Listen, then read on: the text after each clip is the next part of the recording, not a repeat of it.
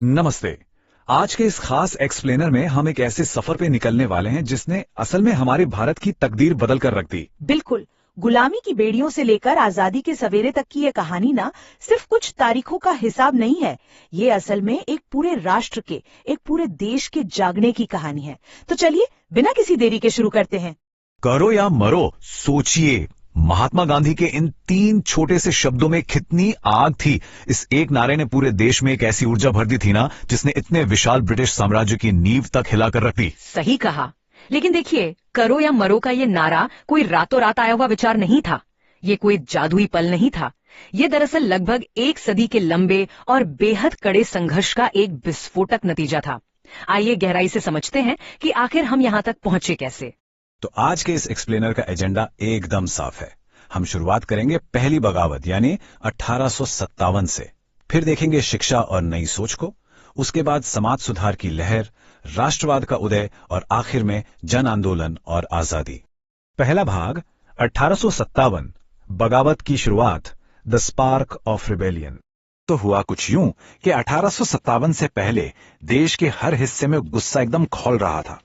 राजाओं के राज्य छीने जा रहे थे, बेचारे किसान भारी टैक्स के बोझ तले दबे थे और हमारे सिपाही खुलेआम भेदभाव का शिकार हो रहे थे।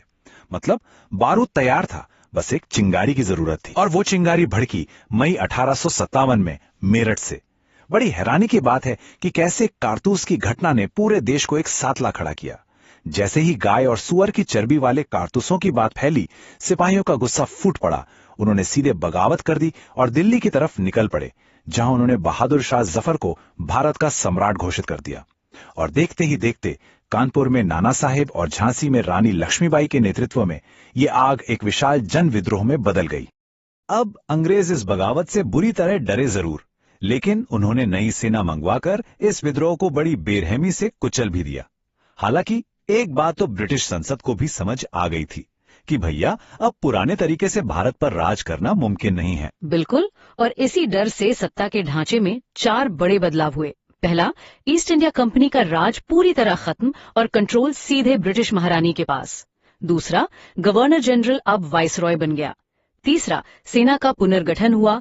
और चौथा, राजाओं को पक्का आश्वासन दिया गया कि अब उनके राज्य नहीं छीने जाएंगे। अब बढ़ते हैं दूसरे भाग की तरफ, शिक्षा और नई सोच, द इंटेलेक्चुअल बैटलफील्ड। देखिए, जब हथियारों की लड़ाई शांत हो गई तो एक नया युद्ध शुरू हुआ, और वो था दिमागी युद्ध। जब ताकत से काम नहीं बना तो अंग्रेजों ने सोचा कि क्यों ना इनके विचारों और संस्कृति पर कब्जा किया जाए। यहां 2 बिल्कुल अलग विचारधाराएं टकराती हैं। एक तरफ थे प्राच्यवादी यानी ओरिएंटलिस्ट जैसे विलियम जोन्स, जो भारत की प्राचीन संस्कृति और ग्रंथों का बहुत सम्मान करते थे। और दूसरी तरफ थे आंग्लवादी यानी एंग्लिसिस्ट। जेम्स मिल जैसे अधिकारियों का एजेंडा एकदम साफ और अलग था।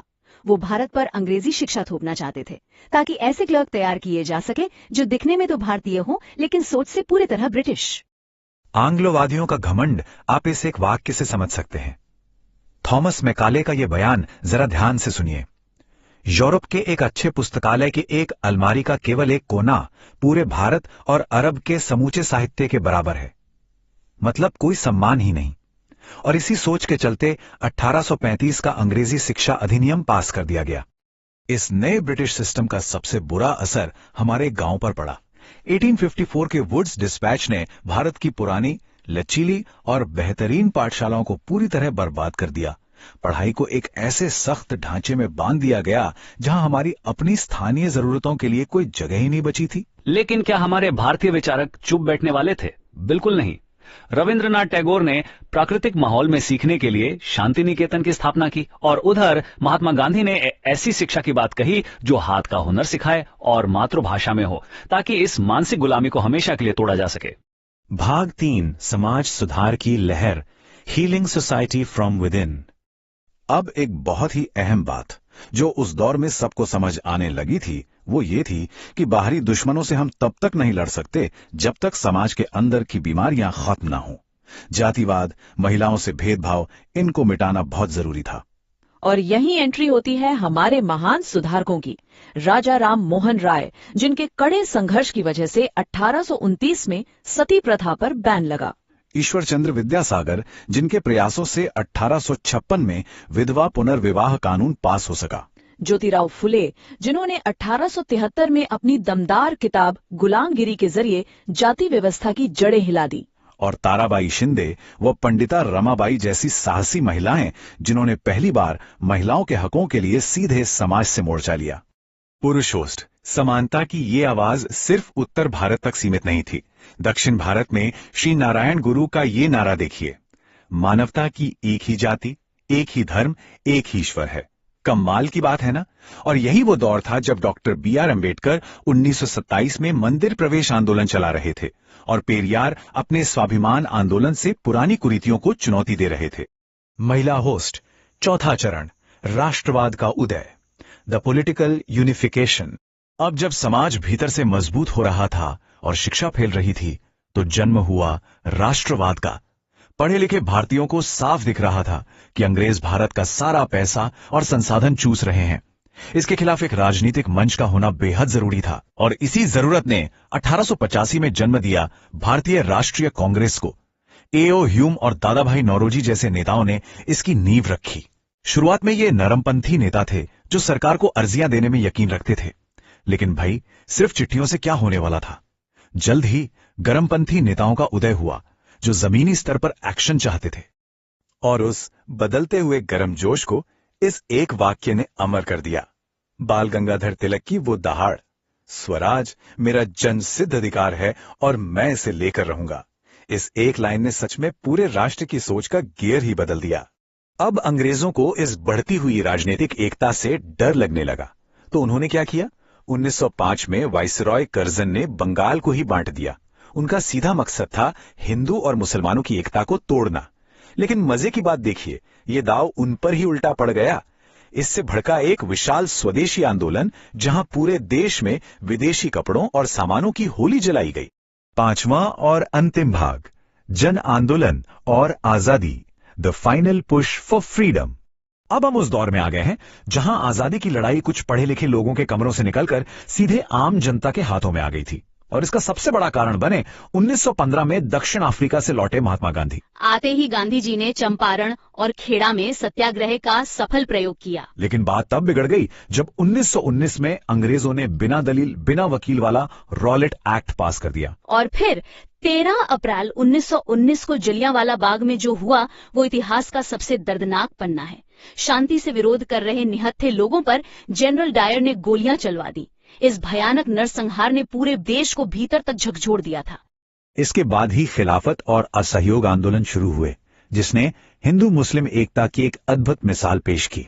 लेकिन 1922 में चौरी चौरा में हुई हिंसा के बाद गांधी जी ने रातों रात आंदोलन रोक दिया। फिर आया 1930 का वो आइकॉनिक पल, दांडी मार्च। 240 मील पैदल चलकर गांधी जी ने खुद नमक बनाया। सोचिए, नमक जैसी आम चीज पर ब्रिटिश कानून को तोड़ना कितना बड़ा और शक्तिशाली कदम था। पुरुष होस्ट, समय आगे बढ़ा और 1942 तक आते आते अंग्रेजों पर हर तरफ से वार होने लगा। एक तरफ गांधी जी ने द्वितीय विश्व युद्ध के बीच भारत छोड़ो आंदोलन छेड़ दिया, जिसमें लाखों आम लोग सड़कों पर उतर आए। महिला होस्ट, और दूसरी तरफ नेताजी सुभाष चंद्र बोस चुप नहीं थे। वो देश के बाहर से अपनी आजाद हिंद फौज के साथ सैन्य हमला कर रहे थे। एक तरफ अहिंसा का सैलाब तो दूसरी तरफ हथियारों की गूंज। अंग्रेजों के लिए अब टिकना नामुमकिन हो गया था। लेकिन ये आजादी आसानी से नहीं मिलने वाली थी। 1940 के दशक में मुस्लिम लीग ने एक अलग पाकिस्तान की मांग बहुत तेज कर दी थी। 1946 में जब समझौते की आखिरी कोशिश यानी कैबिनेट मिशन फेल हुआ, तो पूरे देश में भयानक दंगे भड़क उठे और आखिरकार 15 अगस्त 1947 को हमें आजादी तो मिली, लेकिन विभाजन की एक बहुत बहुत भारी कीमत चुकाकर। महिला होस्ट, 15 अगस्त 1947। एक तरफ तो सदियों की गुलामी के बाद आजादी का जश्न था, तो दूसरी तरफ विभाजन का एक ऐसा घाव जो शायद कभी ना भर पाए। पुरुष होस्ट, इस पूरे सफर को देखने के बाद हम सबके मन में एक बड़ा सवाल जरूर आना चाहिए। 19वीं सदी के उन कड़े संघर्षों और समाज सुधारों ने आज के हमारे आधुनिक भारत को कैसे आकार दिया है? जो बीज तब बोए गए थे, उनका असर आज हम अपने आसपास कैसे देखते हैं? इस विचारोत्तेजक सवाल के साथ ही हमारा ये एक्सप्लेनर यहीं समाप्त होता है। इस ऐतिहासिक सफर में हमारे साथ जुड़े रहने के लिए बहुत बहुत धन्यवाद।